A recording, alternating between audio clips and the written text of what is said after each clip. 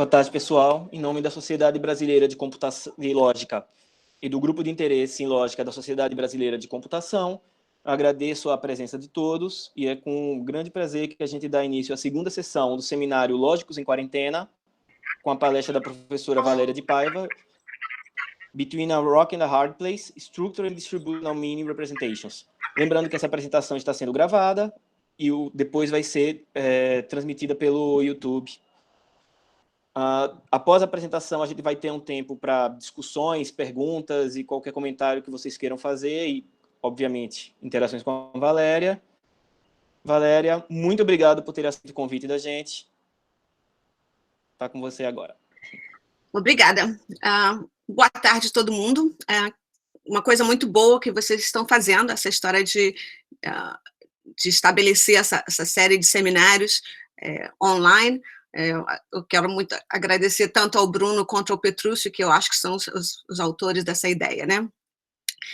And now, let's swap to English to make sure that other people in YouTube can understand what we're talking about. But, you know, just one more bit in Portuguese. Between a rock and a hard place is a bit like entre a cruz e a caldeirinha. And if you haven't really checked the etymology of entre a cruz e a caldeirinha, I suggest you to check Wikipedia. It's kind of interesting and plague-related, as you might expect. So the title is actually, by luck, by sheer luck, the title is actually related to our present conditions. So I wanted to, when Bruno asked me to kind of, if I wanted to give a talk in this online seminar, I kind of thought I needed to find something that I had already kind of given a talk on before recently. And I wanted something that that I thought was kind of important enough to justify people kind of logging in and paying attention to that. And I think this work, which is mostly the work of the PhD student Katerina Kalouli and of Dick Crouch, her supervisor, and I'm actually just joining in to make it to make sure that the logic is presented. This work is actually important enough in a series of different ways, and I hope to convince you of that. Let's see. So, as I said, thanks Bruno and thanks Petrúcio for this. And this talk was originally given in Amsterdam's ILC, the Institute for Language, Logic and Computing, because there was a scientific board meeting last November there. And at that stage, I wanted to remember Professor Anne Troostra, who was one of the people who first invited me to Amsterdam to talk about logic. And he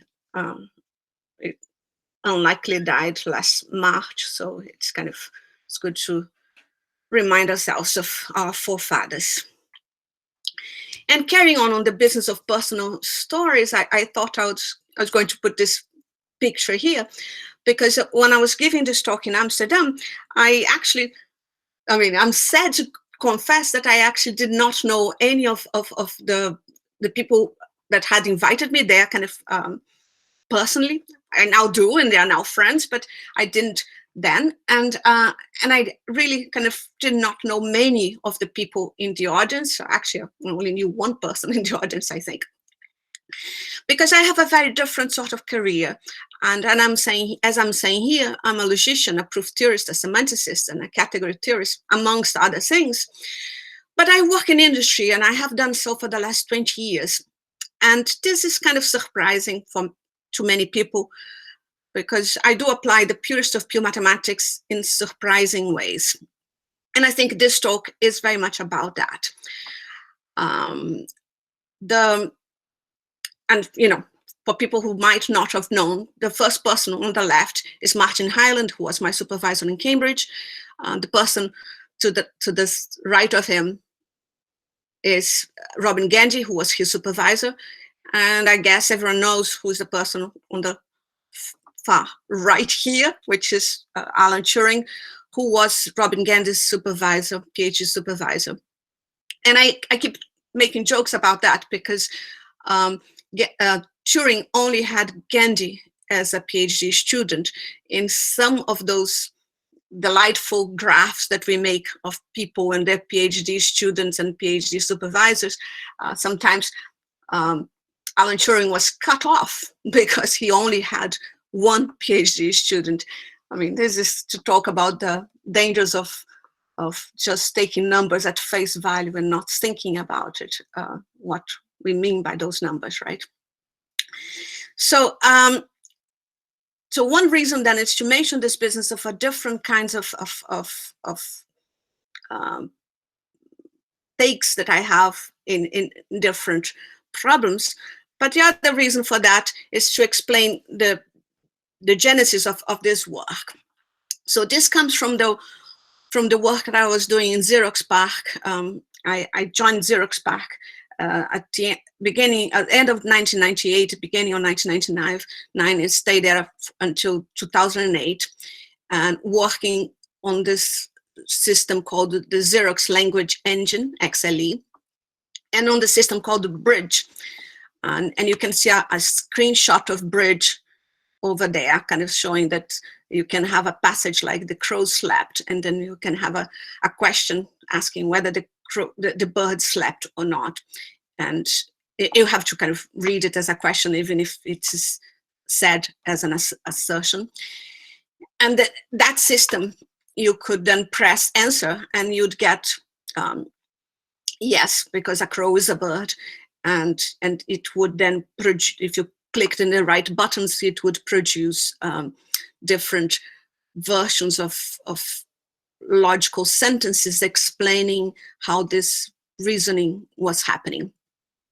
And the picture in the middle is showing that PARC had for a long time a very large group of people interested in language and also in reasoning.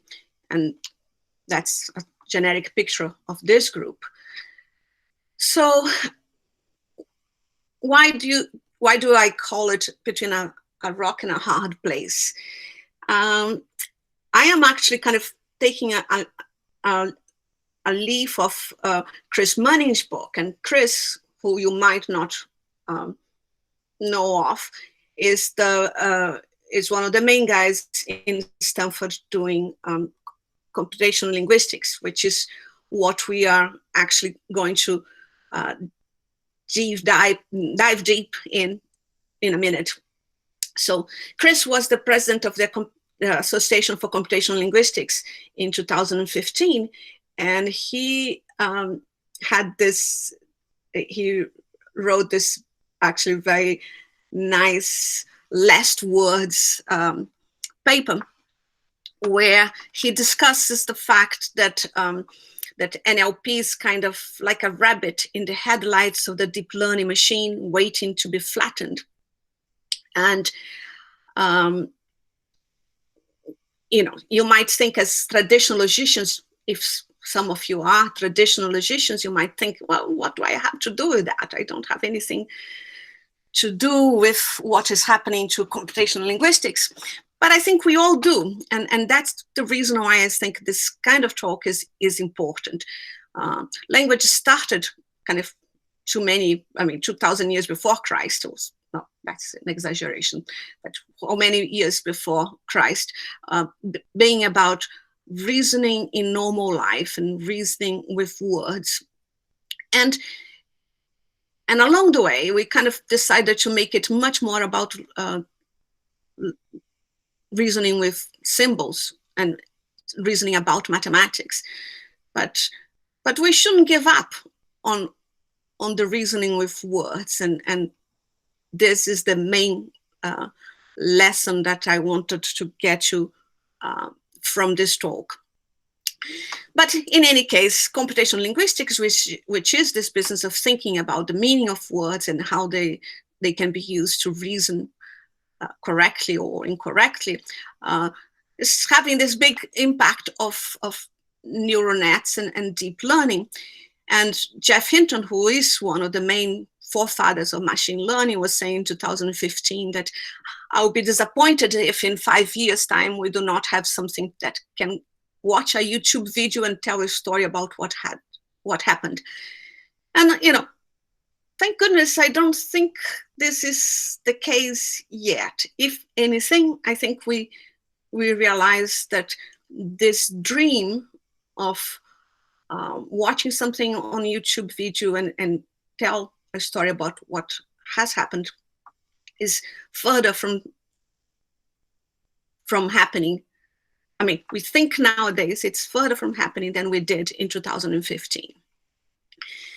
In any case, we are better off between a rock and a hard place than flattened, which is what, if Hinton had his ways, we would be right now. So I wanted to talk about a very specific project, and it's a very long-standing project. I've been talking about that since at least 2010. And the picture on the right here is me talking about that in 2010 at SRI in Menlo Park. My main reason to be talking about that in 2010 was saying that I felt then offended that the stuff that I had worked for almost 10 years in Xerox PARC was then out of reach from my research. I couldn't do anything about it anymore because the technology that it was based on, the systems that it was based on, were proprietary to Xerox. And so we had this notion of this old bridge system that I showed you a screenshot of. And that was kind of, in 2010, I was kind of giving a call to action kind of talk. And I was saying, well, we should be able to take text like this beautiful pergamon on the side, on the first picture. We want to kind of use as much linguistic kind of knowledge and kind of computational knowledge that we have in a kind of a black box to transform it into logic. And then we want to use this logic for lots of interesting applications. But this whole thing was not working because of this business that the first steps, getting from the text to some sort of computational representation that we wanted to see as a logical system, that was all out of reach for me in 2010.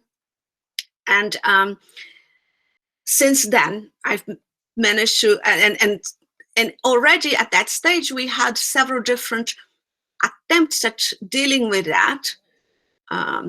So kind of different ways of conceiving of models of the world that would make distinctions on our kind of logic of sentences. But all of them were out of reach. And kind of, thank goodness, now we are in a better situation from this point of view, because we now have a system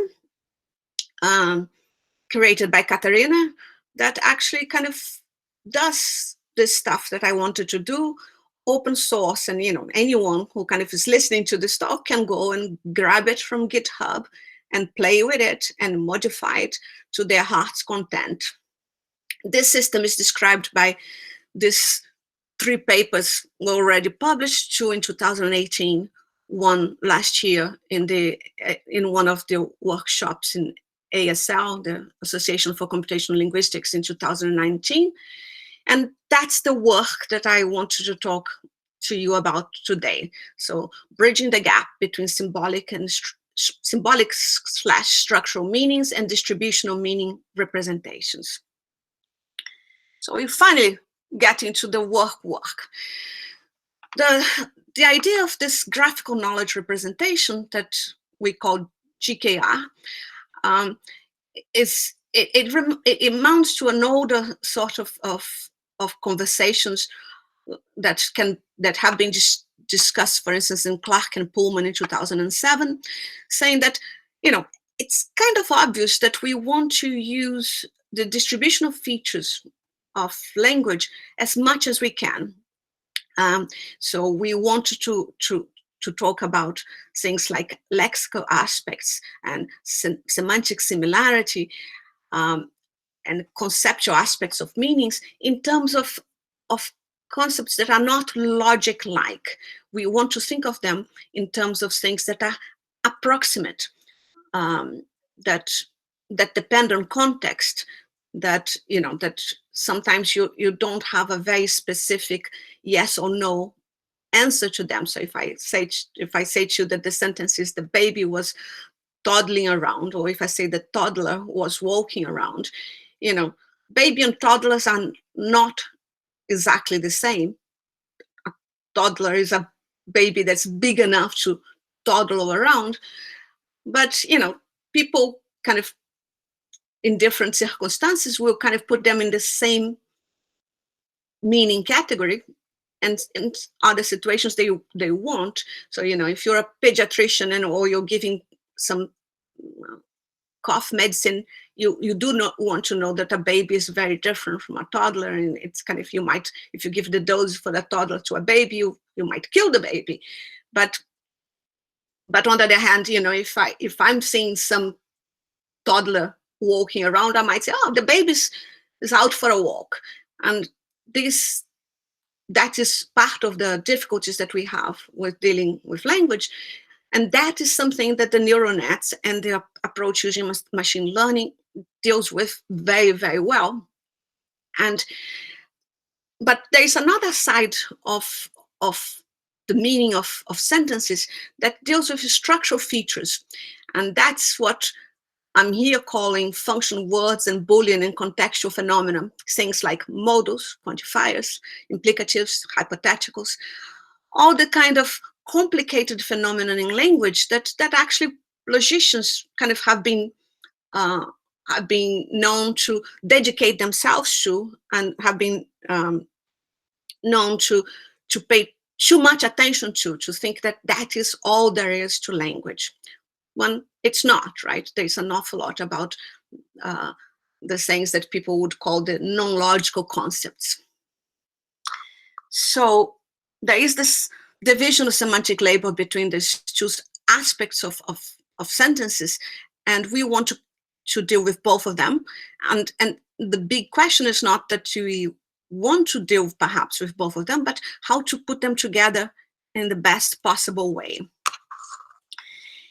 And that's what this paper is about. This paper on graphical knowledge representation is about, because it's clear that there are at least, in principle, three broad approaches to combining distributional and symbolic aspects of meaning representations, because you can think that the distributional representations are the best things, and you can then add some linguistic features into it.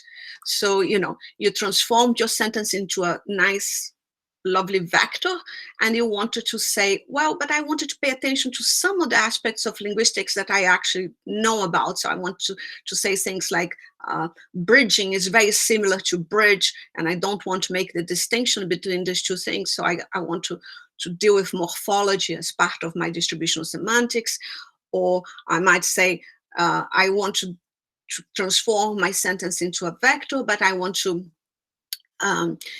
remember it that it came from a sentence with this dependency structure, so, which is very traditional. We can do something that is kind of somewhat dual to that. You can think that a symbolic representation is actually how things should be represented, but because there is certain level of uncertainty on our ability to model things, you can try to inject distributional features into symbolic representations. And several people have done work along these lines too. I think some of the more recent approaches are the things like AMR, the abstract meaning representation, and some of the work using DRS, distributional representation structures. And there's, of course, something that where you don't give one of the two sides the main aspect, and you actually try to combine them in some sort of final representation, being able to play with both arms of the combination. And what I'm presenting here is the beginnings of a version of 3. And as I was saying, if you kind of can copy the link down there, you can go and play with that and try your own sentences in this link below there to see what sort of semantics mapping we produce for whichever sentence you want to play with. So what can I tell you about this graphical knowledge representation? I can say that, first of all, it borrows lots from the projection architecture of LFG, which is Ron Kaplan's, who's the guy who kind of created the group in PARC. So he had this syntax semantic theory of language called lexical functional grammar. And one of the things that he has insisted for kind of more than 30 years, more like 40 years, is that different aspects of sentences should be organized in different structures, and each one of these should be a modeling language of its own. And as I was saying, I only joined this stuff kind of only joined it at the end of the process in 1999. But the system bridge that I showed you this screenshot before kind of had already these notions, this very important separation of concerns, transforming the meanings into things that have to do with context in a very specific sense of context, a very mathematical sense of context, and with concepts, again, in a very specific sense of concepts, specific sense of context. So in general, what we are saying is that we have distinct layers and subgraphs of the extracting subgraphs of the sentence with information that allows multiple logics and multiple representations along each other. We insist on a strict separation and controlled interaction between the conceptual layer and the contextual or Boolean layer. So I need to explain here that the conceptual layer is about the predicate argument structure. So I will kind of give examples in a minute, but the main thing that we're saying here is that things that we describe in language do not have to have happened in real life. So the example I think that I'm going to give is the boy faked the illness, where, because I use the verb faked, I actually mean that there was no illness, that there is a concept of illness, but not this concept. It's not instantiated. It didn't exist in reality. It's just a concept. And we call the contextual level this fact that things to be considered valid or to have inference over needs to be they need to be instantiated context. We deal with these systems by thinking that for dealing with natural language, we do need all over notions of modalities and notions of possible worlds. And what sentences have is the possible world of the speaker or or writer of the sentence. And even that has several different possibilities of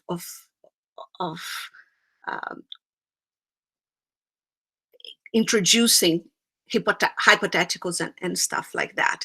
And that's what I'm calling the contextual or Boolean layer.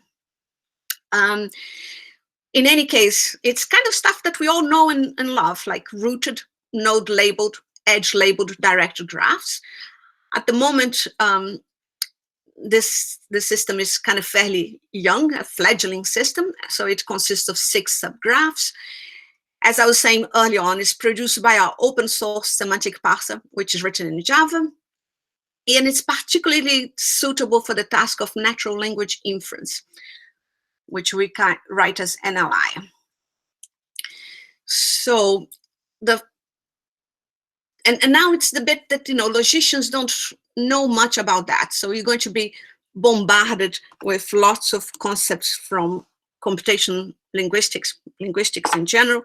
So, you might want to ask lots of questions after the event. Please do. It's all important that you understand how the linguists kind of deal with that.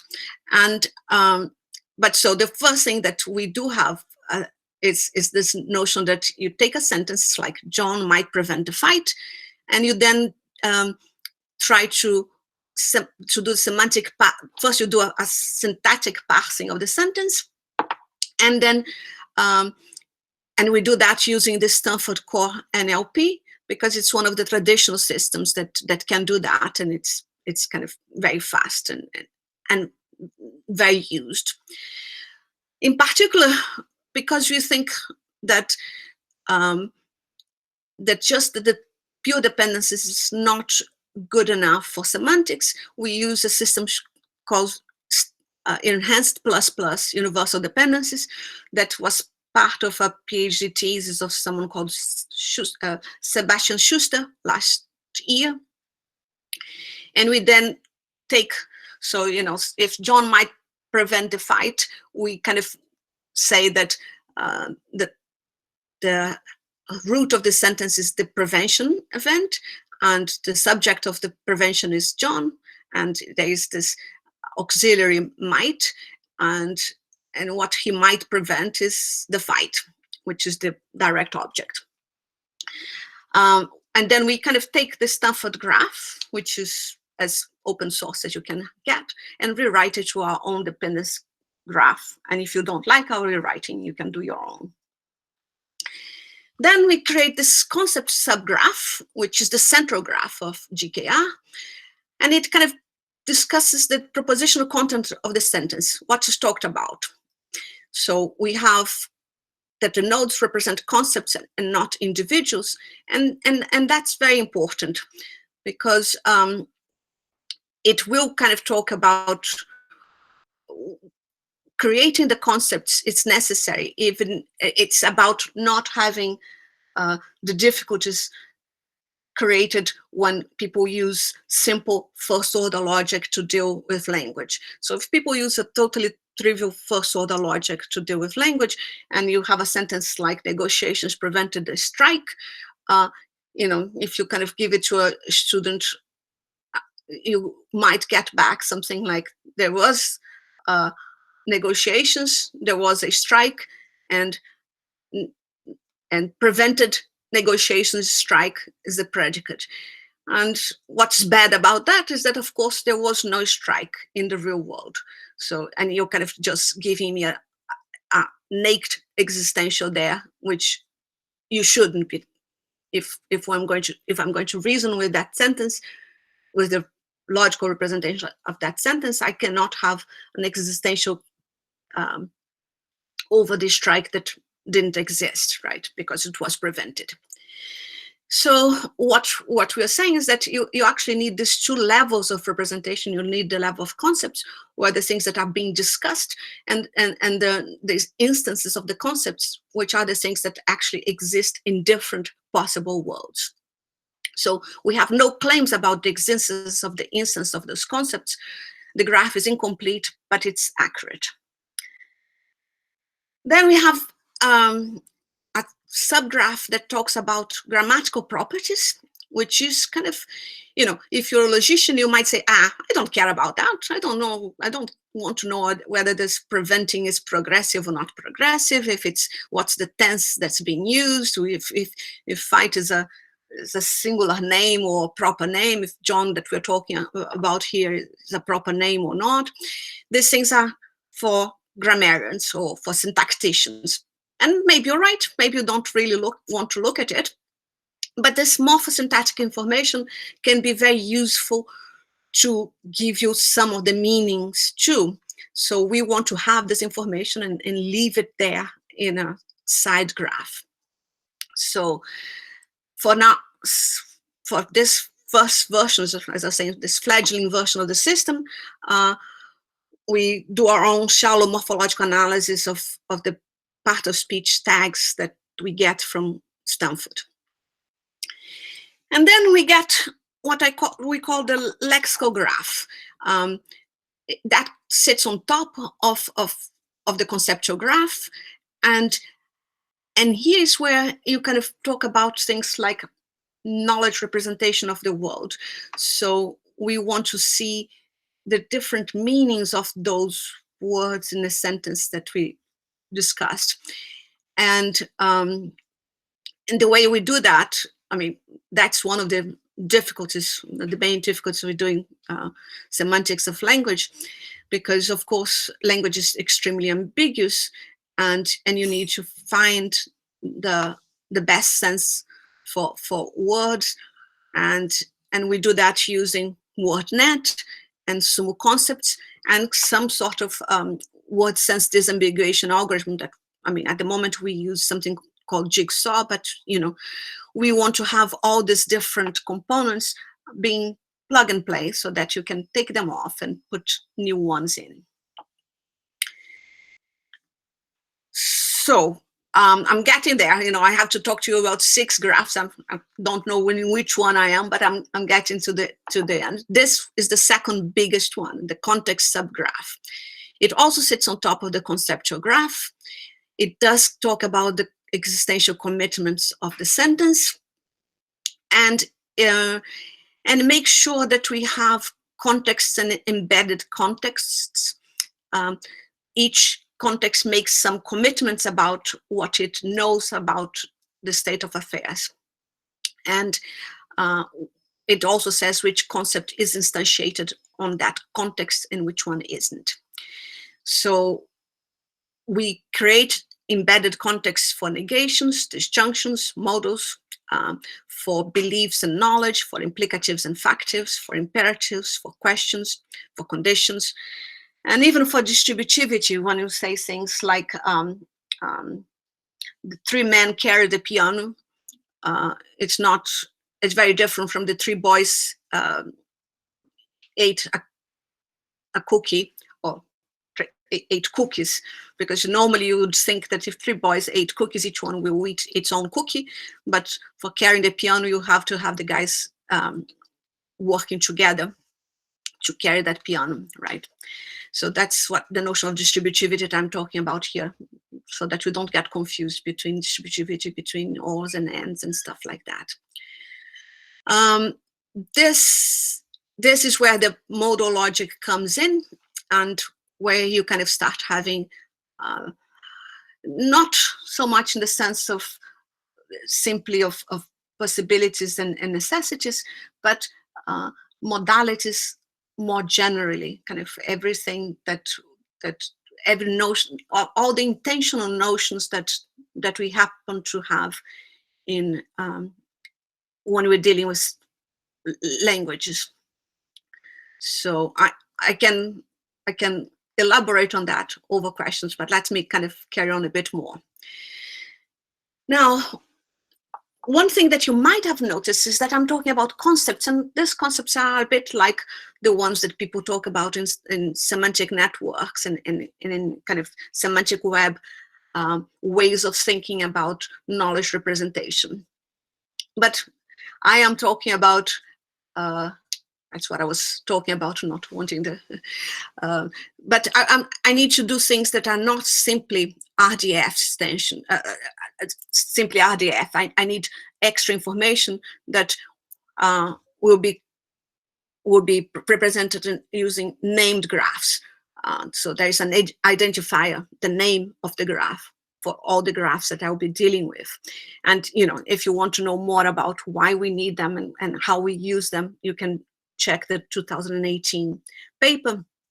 But what that kind of does is actually give us some logical system that actually sits between kind of pure owl-like languages and first order language, but kind of trying to go in the direction. So let me rephrase that.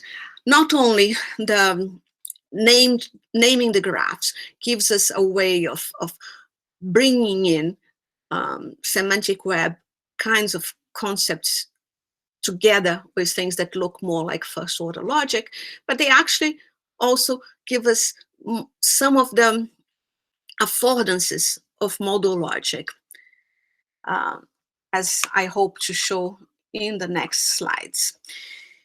And so I think I got over the 6 different sorts of graphs. No, I think I skipped one, the one about coreference, which is the other big difficulty in dealing with semantics of sentences, is whenever you have things like either pronouns that, you have, so the man arrived in the room, he was whistling, you want to kind of associate the he to the man and things like that. And this is very important when you have longer texts, but sometimes even in shorter even in a single sentence, you have to deal with that. But I'm not going to deal with anything like that here. So I think that I only discuss 5 kinds of graphs, subgraphs of GKR. And then you might say, well, do I need all these things together? And as I was saying before, no, maybe you don't. Maybe you only look at the graph that interests you. And you might say, well, what I thought you had told me about these things before when you were talking about logics of context. And yes, I was talking to lots of people about John McCarthy's style constructs, like is true in context C that phi. And now I'm not talking about that kind of formalization of what we're dealing with. But, I'm still trying to formalize the same ideas. It's just that at that stage, I was using formula of a special shape. The shape is true that. And now I'm not using formulae in modal logic to doing this construction. But I think this new system is much more flexible, and hence allows me plenty of opportunities to expand it in the future in the direction of time, in the direction of conditionals, in other directions, that the directions of causalities and stuff like that I haven't got so far. But I haven't got to the distributional stuff, and it's getting late. Should kind of be finishing soon. So so how the distributional gets in? As I was saying before, we could do it in 2 different, we can see how to do it in 2 different ways, and I'm going to discuss only one of these ways. The more symbolic way that I could deal with is, we had that lexical graph where we're making knowledge representation in terms of WordNet and SUMO and traditional word sense disambiguation. I could extend this lexical graph, and instead of using WordNet and SUMO, I could use, say, contextualized BERT embeddings for concepts, and try to do some learning on the matching process. So this would be very useful for something like the dog is catching a black frisbee and the dog is biting a black frisbee, which where there is no resource or dictionary that's going to tell you that catching and biting should be synonyms, because they're not synonyms in general, right? But if you have a dog and a black frisbee, then catching and biting kind of become like synonyms for a normal person, right? So that's one of the places where embeddings, distributional embeddings, could be a very useful thing. And we are still working on it. We have something on the works, and I shouldn't talk much about it. But making a very distributional sort of paper, of contribution, is what we did in this paper from last year. And that's the thing that I want to talk to you in my last 5 slides. So what do I mean by this distribution extension of GKR?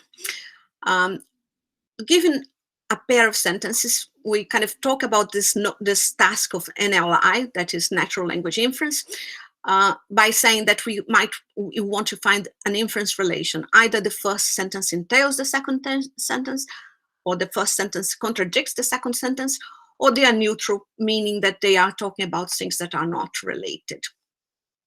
So what we do for making a distribution extension of GKR is that we process each sentence of the pair with GKR, and then instead of using the whole of the semantics that we created using all the 6 graphs, we apply simply some sort of naming technique to each sentence. So for each concept that is a concept that a context had, and for all of its children, we compute a distributional representation. And this representation is now associated to a specific context because we use the context had. And thus, this representation has a specific instantiability. Because as I was saying, well, maybe I didn't say very much when I was discussing the representation of instantiabilities when I was talking about the boy faking the illnesses, we have 3 notions of instantiability relations, because we say that if we believe that the faking, because of the sentences, the boy was faking the illnesses, we expect that there is a boy, and the person who's saying the sentence thinks that it is veridical that there was a faking event, but the person that's saying the sentence thinks that it is anti-veridical, that there was an illnesses, that if the boy was faking it, there was no illnesses, so that's anti-veridical. But if the sentence had been, the boy said that he was ill, then we don't know whether the boy was ill or not. We say whenever someone says something, we kind of use this averidical, meaning, yeah, it could be, it could not be. We don't know. We just have this third kind of a truth value. So with this naming technique, what we do is to say we only keep track of what is creating a context and what sort of context it is creating. And then we do distribution representation as other people do. So we look up instantiabilities and percolate instantiabilities if we think that's required. Otherwise, we just do BERT embeddings, contextualized BERT embeddings as we wish. So, and what is kind of neat about this proposal is that you can then follow up whatever people are doing in terms of newer techniques, and if you want to do ensemble of stuff together, fantastic. If you prefer Elmo to BERT, you can do whichever you prefer. And if next week people come up with a newer version, XLNet or Roberta or something, you can just keep up with the Joneses, keep up using their stuff. But then you might say, well, and then how you show that this stuff actually does anything for you? And that's the last bit of this distribution extension that I wanted to discuss. So the way we show that this system actually works for this specific concerns that we have is that we looked at this paper from Dasgupta et al. In 2018, where they showed that the NLI test sets have biases built into them. And in particular, they show that the tradition, that many of the neural nets kind of big wins of the last years are somewhat fake, in the sense that the corpus that have been used to prove that neural nets could do compositional thinking had so-called artifacts. The neural, same ways as for vision, some of the neural nets big wins have been debunked by people discovering that that the neural nets did better than humans in describing distinguishing between tanks and cars, had to do only with the fact that there was a little watermark on the corner for the tanks, because they all came from the DAD or something like that. And similar, some of the work on NLI kind of just decided that, okay, whenever you have someone sleeping, it will contradict whatever else it does, because you can't do much if you're sleeping. So it learned not that it's not possible to sleep and eat, but it learned instead that sleeping was a sign of contradiction. It's a shame, but I think there are several works that show that. In particular, the Dasgupta and all work kind of showed that if you take the best at that stage, state-of-the-art classifier on SNLI, and change it to use it in a corpus that had a very specific shape, using simply negations and positive and negative versions of sentences, but conjoined, and then the results of the supposed state-of-the-art natural language inference system became around 50% accuracy. So they went up from being as good as humans, if not better than humans, to being just luck. What then they showed is that you could actually make them much better by adding to the test, to the training test, sorry, to the training data set, and to the tests, this kind of phenomena that they were kind of trying to test for.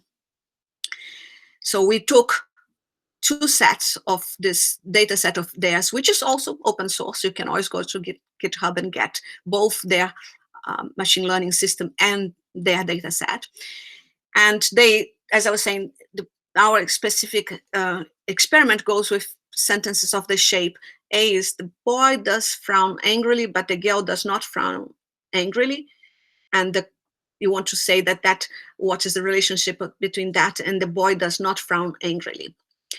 And the thing should be that, if the boy does frown angrily, should contradict the boy does not frown angrily. But the systems kind of did not get that. So they had a very lower accuracy on this kind of sets. Whereas using our naming trick, our suggestion that contexts are kind of important for this structural side of meaning, we actually kind of can produce these little graphs which show that, as it should, right? Something that any logician worth their salt knows, that the boy frowns angry should contradict I mean, this version of the boy frowns angrily is under the scope of a not. So it should contradict the boy frowns angrily, because this is a negated version. So what happens with the experiment?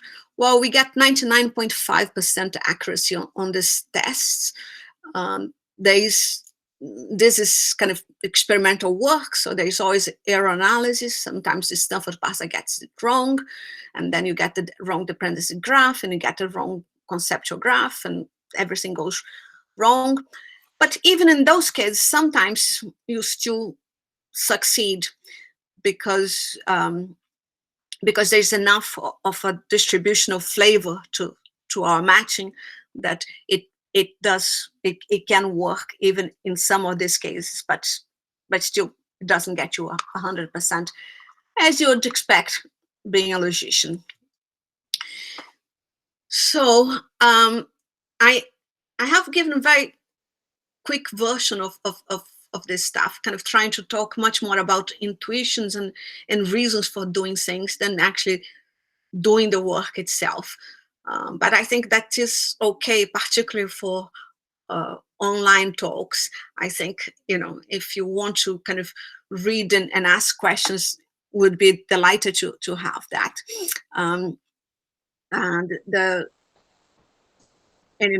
There are probably many questions that you might have that I don't know how to answer, and I'll pass you on to Katerina. But I think what I'm wanting to conclude from this is that there is a division of semantic label between symbolic or structural and distributional approaches, and and I don't like calling it Boolean, because, as you guys know, I am much more of a constructivist, but my co-workers like calling it Boolean, so it sometimes shows up. That GKR fulfills this role of us making the semantic label separation is strict.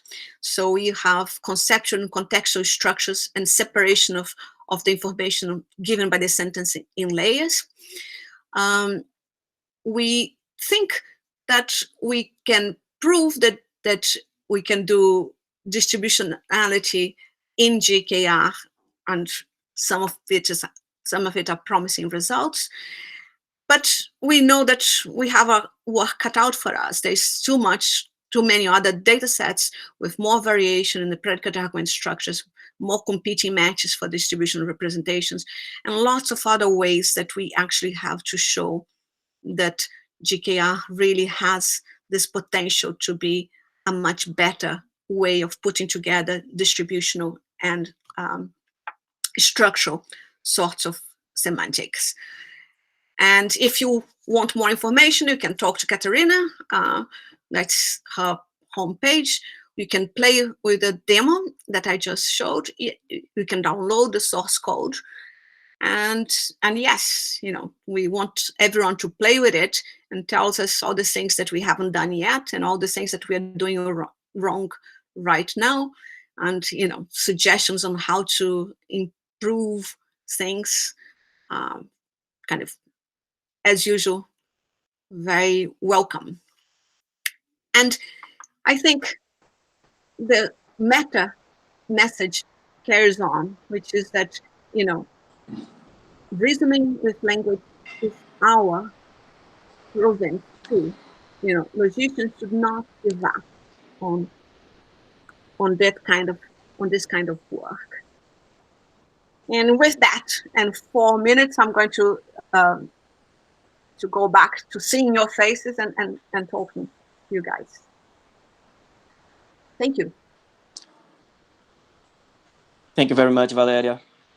Bom, eu acho que nós vamos manter a tradição que iniciou semana passada, de cada um fala em português ou inglês e a gente vai se entendendo em todos os idiomas. E vamos abrir agora o espaço para interação. Muito legal a palestra, Valéria. Sempre super divertido. Eu vou só pedir mais uma vez que quem quiser fazer alguma pergunta se manifeste primeiramente pelo chat para a gente manter uma fila. Lembrando que a gente está gravando a apresentação e depois vai distribuir no YouTube.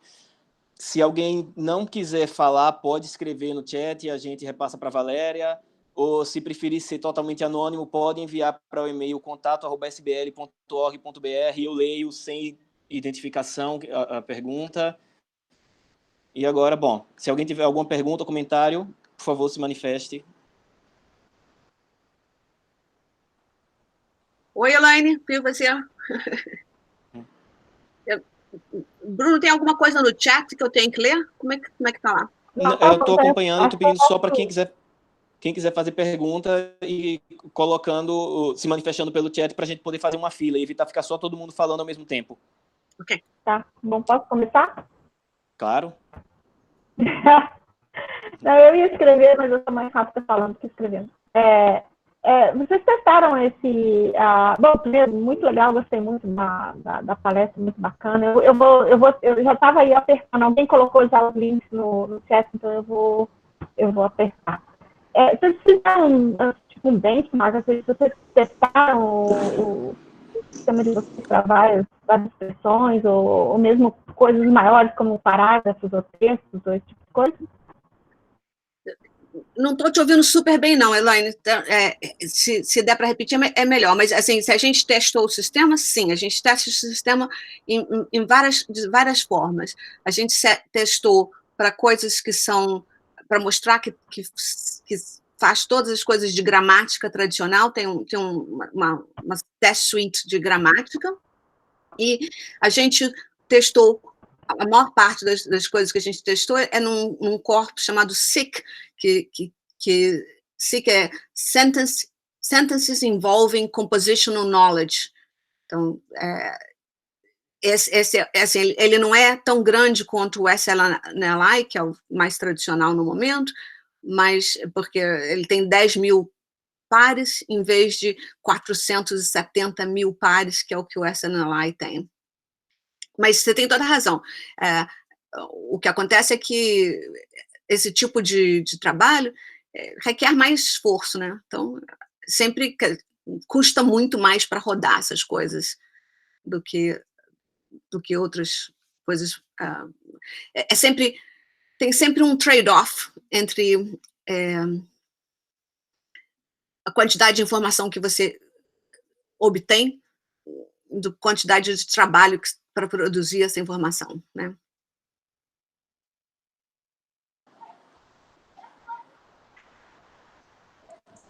Esclarecido, Elaine?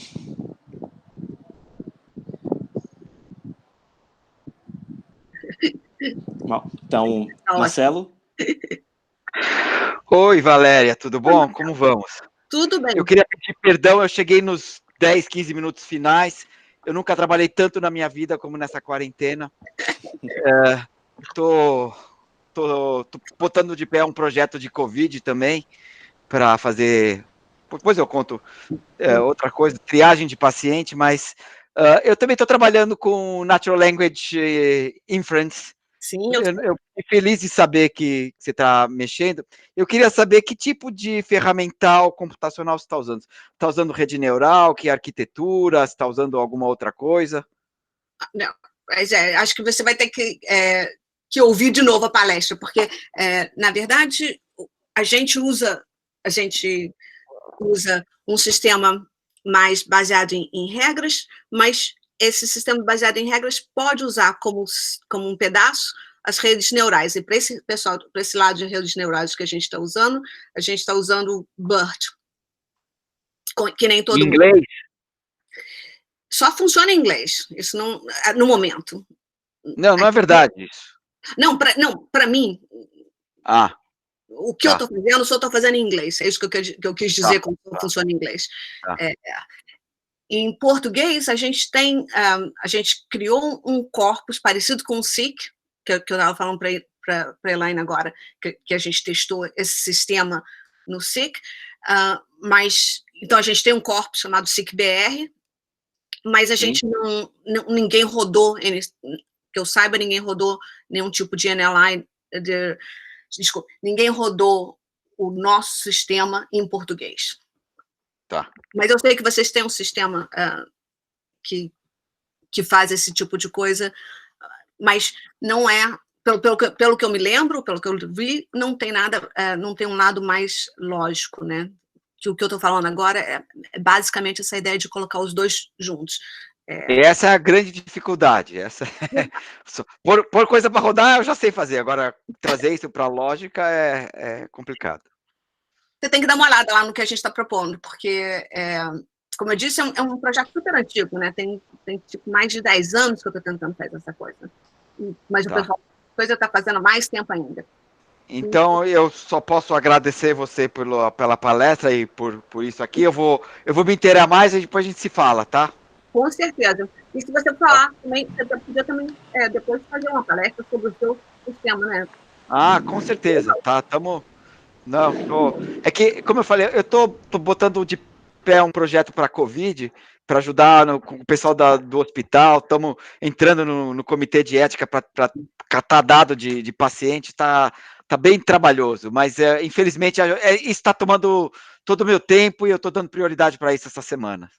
Não, isso é ótimo, né? Acho que a gente tem que fazer mesmo essas coisas de tentar ajudar na guerra geral, né? Se tiver E também é uma coisa política, porque a gente falam tão mal do trabalho acadêmico e para mim está tão claro quão importante a gente é para a sociedade, a gente precisa aparecer desse jeito, fazendo coisa positiva, tá?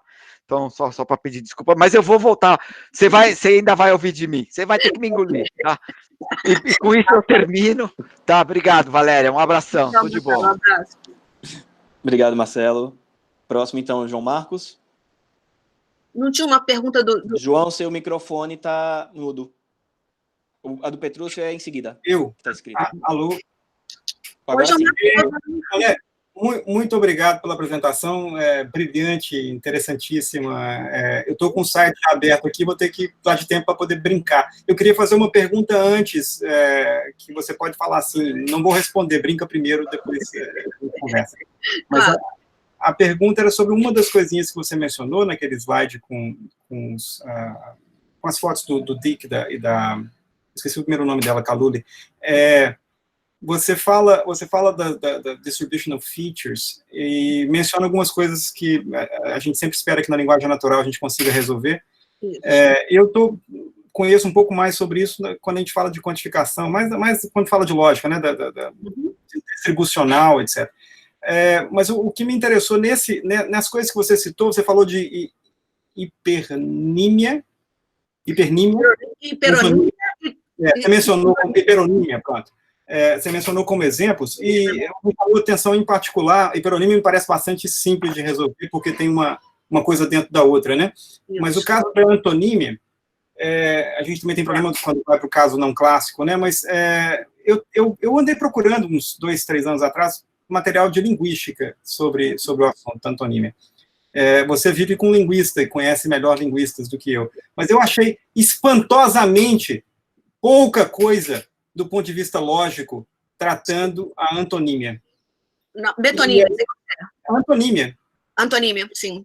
As relações de antonímia. A gente fala de oposição em geral, muitas vezes fala de negação em lógica, mas a noção de antonímia na linguagem natural me parece pouquíssimo tratada formalmente, mesmo pelos linguistas, e com nenhuma conexão com lógica. Eu quase não encontrei trabalhos que tratavam disso e fiquei preocupado. Agora me parece que eles existem, pelo que você mencionou, e o seu sistema já consegue dar conta de coisas assim. Me dá uma dica de como é que isso acontece.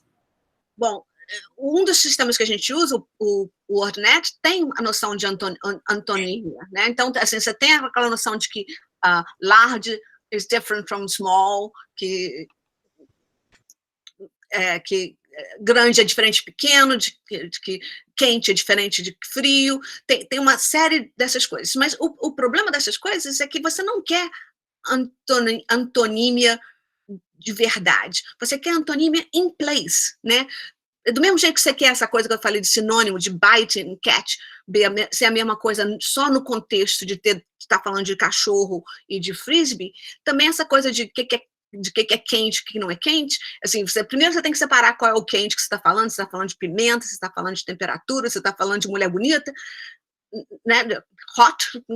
Ou se você está falando de... E essa coisa de antonímia é bem importante de ser no lugar, né? In place.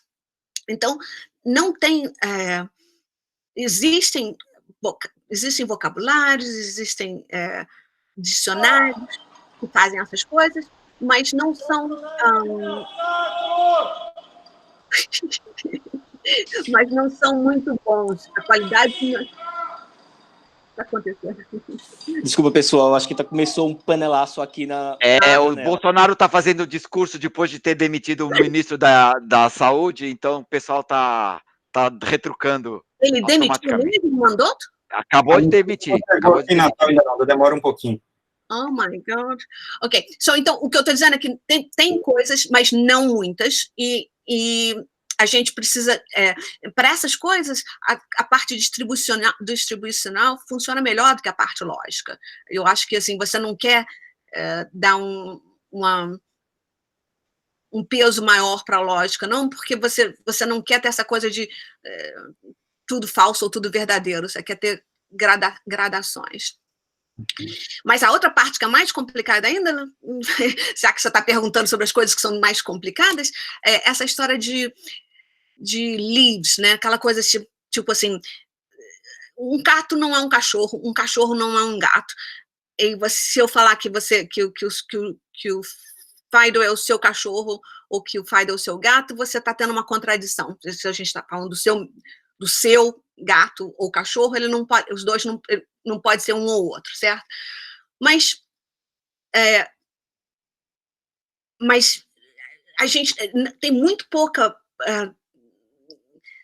e essas coisas funcionam para coisas que estão no mesmo nível, né? Eu não, assim, se eu falar que são o seu pet, o seu animalzinho de estimação, aí já não tem mais contradição nenhuma de dizer que, na verdade, aí você está de novo no primeiro caso que você falou, de que está contido no outro.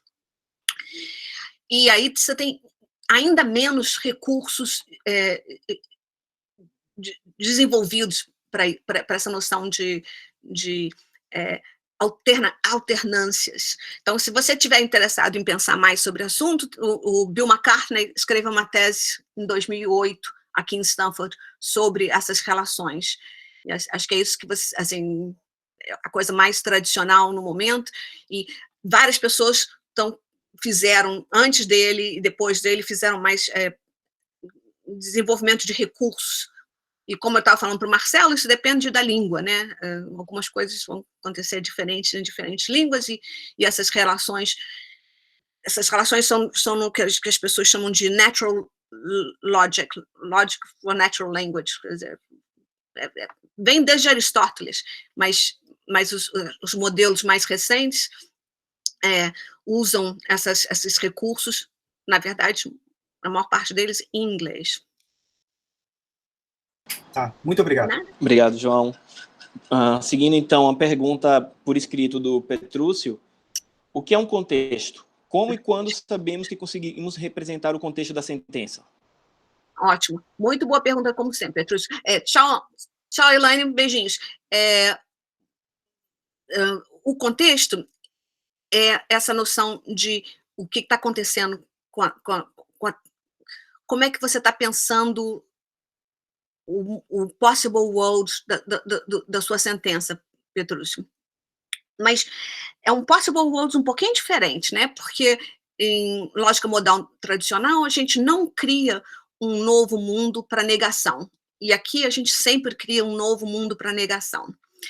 A noção coincide exatamente quando você fala de possible worlds, mundos possíveis para condicionais. Aqui, quando a gente tem uma sentença do tipo: se chover, eu vou de carro, a gente, do jeito que eu lido com essa sentença, a gente cria um condicional, e isso significa que a gente vai analisar separadamente o antecedente e o consequente, e a gente vai, quer dizer, do jeito que as pessoas lidam com isso em lógica, como é que eles chamam isso?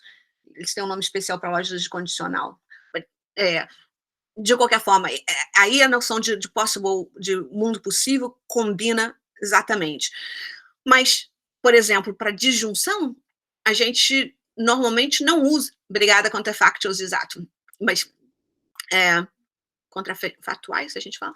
Anyways, para disjunção, por exemplo, a gente não usa normalmente a noção de dois mundos possíveis, né? Mas aqui a gente vai usar o tempo todo. A gente vai criar um contexto para disjunção e vai ter as coisas que vão ser verdadeiras num dos ramos da disjunção ou no outro ramo da disjunção. Isso combina um pouco com essa história de que as pessoas falam de que disjunção na linguagem natural é muito diferente de disjunção matemática, porque, na verdade, ninguém que seja razoável vai enunciar disjunções para coisas que eles já sabem qual é a verdadeira coisa, né? Então, disjunção em linguagem natural é um tanto diferente.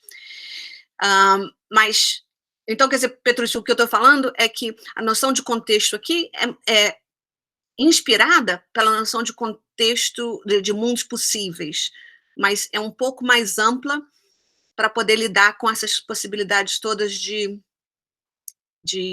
existência e inexistência de instâncias dos conceitos. Tá bom? Mais que isso tem que ler. Esclarecido, Petrúcio. Só aproveitando o gancho, uma curiosidade que eu já ia te perguntar mesmo, quais são os resultados experimentais que vocês têm, se é que tem algum, com contrafactuais?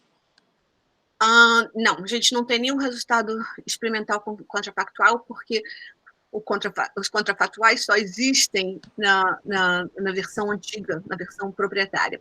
Os contrafatuais não estão funcionando no momento na versão open source. Não sei se você notou, quando você lê lá no website, diz conditions are not working yet. Okay. Mas os resultados experimentais funcionam para outros tipos de fenômenos, tipo conjunções, disjunções e muitas outras coisas, mas não temos condicionais ainda. E não temos nada muito bom de temporalidade ainda. Então, obrigado. Mário? Extensões. Oi, Mário. Oi, Valéria. Tudo bom? Tudo bom. Olá para todos aí. Valéria, eu fiquei curioso, eu não sou muito nessa área de linguagem natural, mas eu fiquei curioso com a parte modal, principalmente quando você falou em conhecimento, crença, tempo, o que você tem, como você acha que essas coisas podem ser modelizadas, né? Ou modeladas, como o pessoal diz às vezes. Sim, a gente acha que essa parte eu acho, pelo menos, que essa parte é uma coisa que os lógicos podiam contribuir muito e pensar bastante no como é que eles querem que essas noções noções modais se comportem, né? No momento, a única coisa que a gente tem é essa noção de que se você disser que você a veridicalidade de believe e coisas parecidas e a veridicalidade de saber. A gente assume aquela coisa antiga de que saber como é que a gente diz mesmo? Belief plus true, né?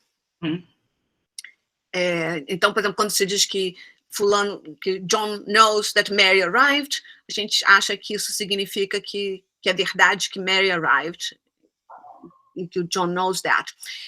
A gente também acha que tipo de axiomas ou que tipo de deduções você pode fazer dessas coisas devia ser um módulo separado, que você, como lógico, pode decidir para o seu próprio bem, se você quer seguir essa história de que conhecimento é belief, justified belief, right? Que eles dizem, ou não.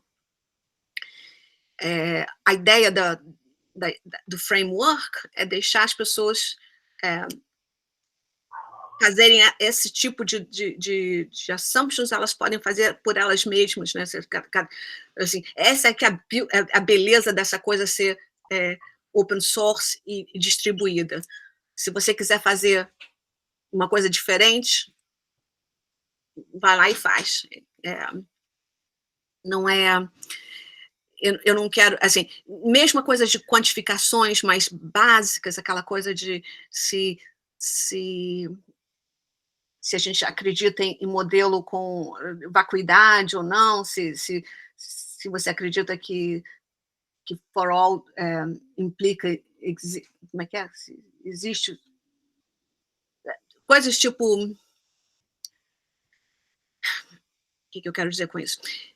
Eu estou dizendo que os tipos de quantificação que você vai ter, você pode fazer isso como um módulo separado do seu sistema. Você pode, no momento, tem uma tabelinha no sistema que segue o que eu acho, o que o Dick acha, mas a gente acha que isso deve ser ao gosto do freguês. Por isso que eu também acho que é bem importante ter mais lógicos pensando e mexendo nesse tipo de estrutura, nesse tipo de arquitetura, framework.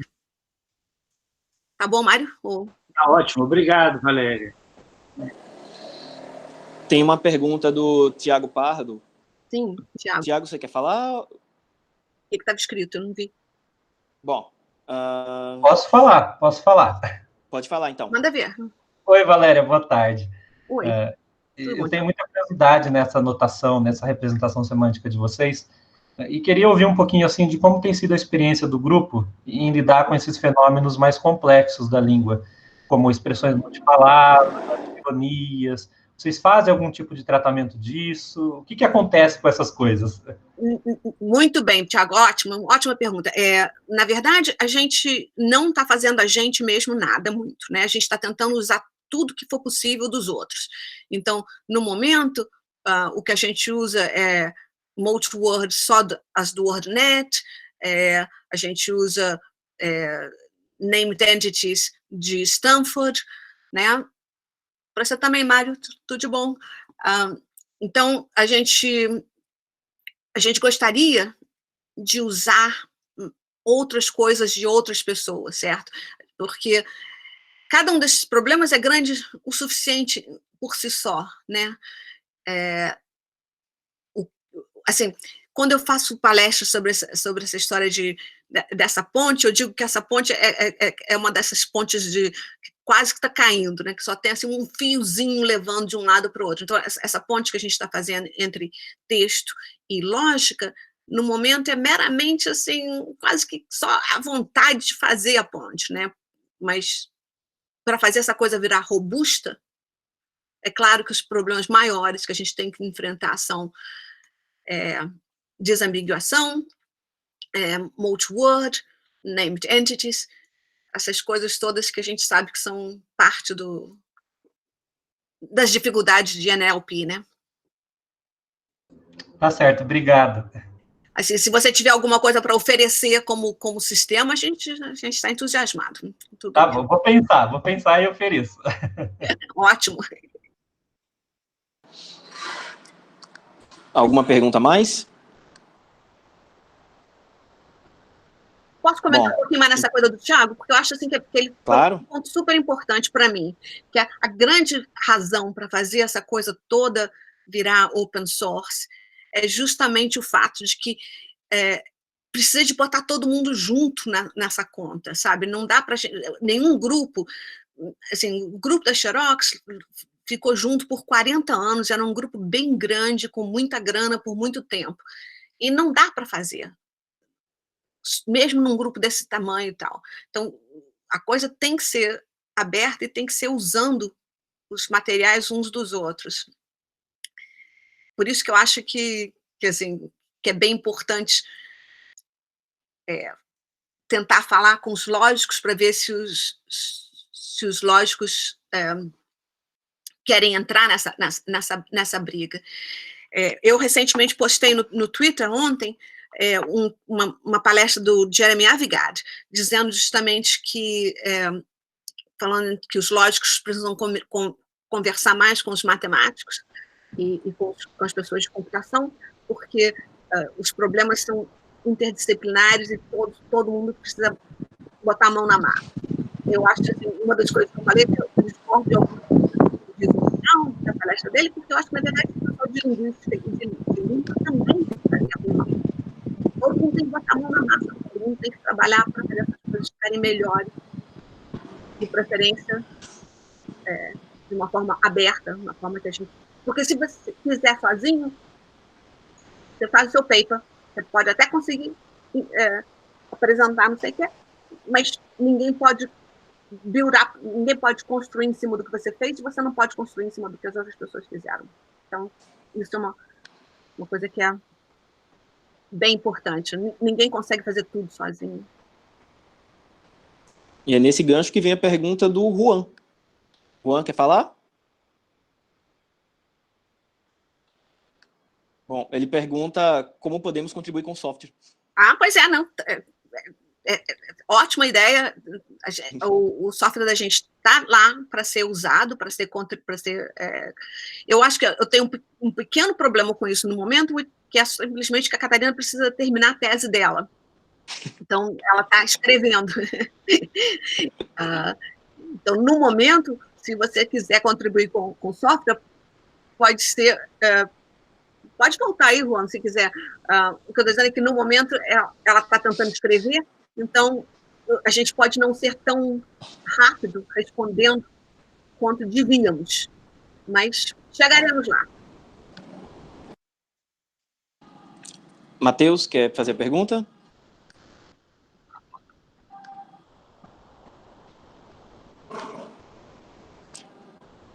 Bom, Matheus está sem microfone, ele pergunta, levando em conta a pergunta anterior do Petrúcio, que você disse que nesse trabalho, em caso de negação, utiliza outro mundo diferente dos casos tradicionais de lógica modal, como exatamente isso é feito? Tem uma ideia similar àquela de separar o grafo para negações?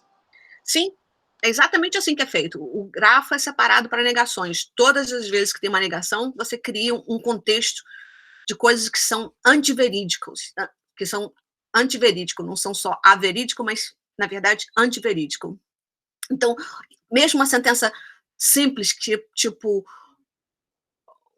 o gato não está sentado no tapete, vai criar um mundo onde o gato está sentado no tapete e um mundo onde o gato não está sentado no tapete, e a ligação entre os... Quer dizer, vai criar um mundo real onde o gato não está sentado no tapete, você sabe qual é o gato, qual é o tapete, e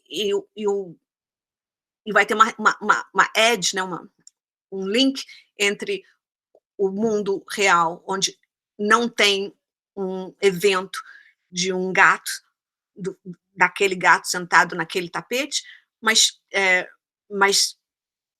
criou um mundo onde teria um gato sentado no tapete, porque você falou a frase, o gato não está sentado no tapete. Ficou mais claro? Alguma pergunta? Assim, Valeria, quer fazer mais algum comentário? Desculpa. Não, o Matheus disse que entendeu, obrigada. Tá, não, assim, dessa vez não tem mais comentários do meu mesmo, não, mas eu acho assim que é essa coisa que é importante, essa ideia de que mesmo negação introduz mundos possíveis, que não é uma ideia nova, não, muitos lógicos já falaram isso muitas vezes anteriormente, mas, assim, quando eu comecei esse tipo de trabalho, muitos anos atrás, eu achava que essa coisa de conhecimento e de crença, que era coisa de filósofo que queria pensar em coisas difíceis demais. Enquanto que a gente estava pensando, enquanto eu queria pensar em coisas mais, assim, sem nenhum tipo de intencionalidade, tipo coisas que fossem verdadeiras ou falsas, que não tivesse muito essa coisa de, depende disso, depende daquilo. Mas, nessas alturas, a gente estava trabalhando com os técnicos da Xerox, que estavam simplesmente consertando máquinas, né? E a gente descobriu que de todas as sentenças que eles escreviam, assim, uma proporção imensa, acho que era 85% tinha uma certa noção intencional ligada à sentença. Coisas assim que parecem totalmente extensionais e que parecem com matemática, na verdade, não são, muitas delas. Incluindo todas as negações. Claro que todas as as atitudes proposicionais, e as comparações, né, aquela coisa de quem é mais rápido, quem é menos rápido, rápido para quem, essas coisas todas. Então, para linguagem natural, só first order, eu acho que não dá conta do recado. Acho que essa é mais uma conclusão. Mais uma vez, muito obrigado, Valéria, por sempre aceitar os convites que a gente faz. Queria agradecer a todos a participação em nome da Sociedade Brasileira de Lógica, em nome do Grupo de Interesse em Lógica da Sociedade Brasileira de Computação, aproveitando para divulgar que na próxima semana, próxima quinta, nesse mesmo horário, a gente vai ter a palestra da professora Elaine Pimentel, que vai falar sobre Ecumenical Modalities.